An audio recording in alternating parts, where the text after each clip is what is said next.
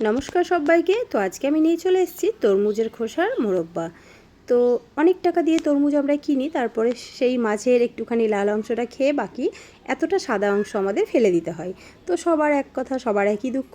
তো ফেলে না দিয়ে এভাবে তোমরা কিন্তু তরমুজের সাদা অংশটা দিয়ে মোরব্বা বানিয়ে নিতে পারো, কিংবা টুটি ফুটি বানিয়ে নিতে পারো, বা তোমরা বিভিন্ন রকম তরকারি বানিয়ে খেতে পারো। সবটাই কিন্তু আমার চ্যানেলে পেয়ে যাবে। তো দেখো, এটা বানানোর জন্যই প্রথমে আমি এখানে কিছুটা জল বসিয়ে দিয়েছি, তার মধ্যে সামান্য একটু নুন দিয়ে দিলাম।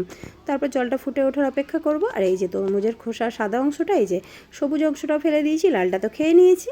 তো এটাকে এবার আমি ছোট ছোট টুকরো করে কেটে নিয়েছি। তোমরা তোমাদের নিজেদের ইচ্ছে মতো কেটে নেবে, ছোট বড় যেমন ইচ্ছে। তো জলটা ফুটে উঠেছে, এবার আমি খোসাগুলো এর মধ্যে দিয়ে দিলাম। এটাকে আমি সেদ্ধ করে নেব প্রায় 90% মতো।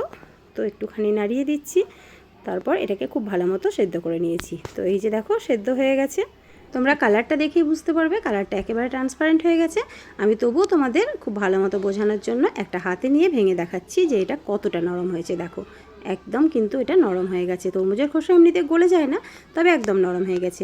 তো চলো এদিকে একটা সিরা বানিয়ে নিই। তার জন্য আমি 1 বাটি থেকে একটু কম চিনি এখানে কড়াইয়ের মধ্যে নিয়ে নিয়েছি, আর তার মধ্যে দিয়ে দিলাম 1/2 বাটি মতো জল। এখানে খুব বেশি জল আমি দিইনি, মানে দেওয়ার দরকার নেই, কারণ চিনিটা গলে গেলে এখান থেকে জল বেরোবে। আবার তরমুজের খোসাটা যখন দেবো সেখান থেকেও কিন্তু কিছুটা জল বেরোবে। তো এবারে এটাকে আমি নেড়ে চেড়ে, দেখো চিনিটা গলে যাওয়া পর্যন্ত এটা ফুটিয়ে নিয়েছি। এর মধ্যে এবারে আমি অ্যাড করছি 1 চুটকি ফুড কালার। এটা কিন্তু অপশনাল, তোমরা চাইলে দিতেও পারো বা নাও দিতে পারো। এটা দেখতে সুন্দর লাগার জন্য আমি এখানে দিয়েছি। এবারে যে তরমুজের খোসাটা আমি সেদ্ধ করে রেখেছিলাম সেটা দিয়ে দিচ্ছি। তো এটা দিয়ে এটাকে আমি নেড়ে চেড়ে রান্না করে নিতে হবে। তবে এটা দিয়ে কিন্তু যে তোমাদের এখানে দাঁড়িয়েই রান্না করতে হবে তার কোনো মানে নেই। এটাকে মিডিয়াম আঁচে রেখে তোমরা তোমাদের বাকি কাজে চলে যাবে। এটা কিন্তু পুড়ে যাওয়ারও ভয় নেই, লেগে যাওয়ারও ভয় নেই। একটু শুধু মাঝে মাঝে খেয়াল করবে, তাহলেই হবে। আর তরমুজের খোসা কিন্তু আমি কোনো দিনই ফেলি না, কোনো না কোনো কিছু বানিয়ে নিই। হয় টুটি ফুটি বানাই, তাতে করে কি হয়, কেকে দেওয়া হয়। এটা খুব ভালো লাগে। আমার ঘরে এখনও টুটি ফুটি বানানো রয়েছে গত বছরের, মানে আমি অনেকটা কিন্তু বানিয়ে রেখে দিই। আর এই যে মোরব্বাগুলো বানাচ্ছি, এটা তোমরা স্টোর করে রেখে অনেক দিন পর্যন্ত খেতে পারবে, একদমই নষ্ট হবে না। তবে হ্যাঁ, ফ্রিজে রাখতে হবে। তো দেখো, এটা কিন্তু আমি নেড়ে চেড়ে রান্না করে নিয়েছি। এখানে আগেই এটাকে আমি 90% মতো সেদ্ধ করে নিয়েছিলাম, বাকি 10% মতো এই যে এভাবে রান্না করতে করতেই কিন্তু সেদ্ধ হয়ে যাবে। আর মিডিয়াম আঁচে দিলে কি হবে বলো তো, যে চিনির শিরাটা খুব ভালো মতো অ্যাবজর্ব করবে।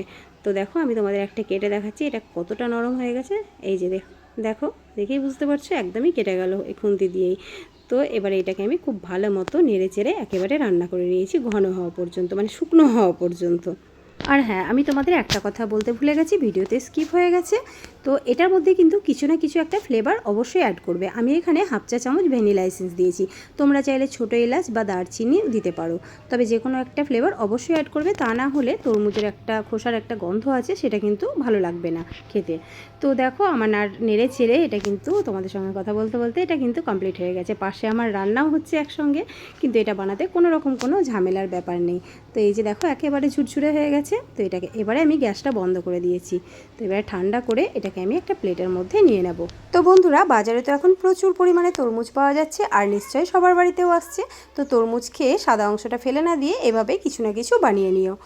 তো আমার রেসিপিটি কেমন লাগলো তোমরা অবশ্যই আমাকে জানিও, আর ভালো লাগলে একটা লাইক কমেন্ট শেয়ার করে দিও, আর আমার চ্যানেলটি সাবস্ক্রাইব করে আমার পাশে থাকার অনুরোধ রইল। আজ তাহলে আসি, দেখা হচ্ছে পরের ভিডিওতে নতুন কোনো রেসিপি নিয়ে। ততদিনে সবাই খুব ভালো থেকো, সুস্থ থেকো। প্রচণ্ড গরম পড়েছে, তাই বেশি বেশি করে জল খাও, আর জলযুক্ত ফল খাও, যেমন তরমুজ বা আরও অন্যান্য ফল। তো দেখো, আমি তোমাদের একটা ভেঙে দেখানোর চেষ্টা করলাম, কিন্তু প্রচণ্ড গরম, তাই ভেঙে দেখাতে পারলাম না। তো তোমরা এটা এমনি এমনিও খেতে পারো বা কিছু বানিয়েও খেতে পারো।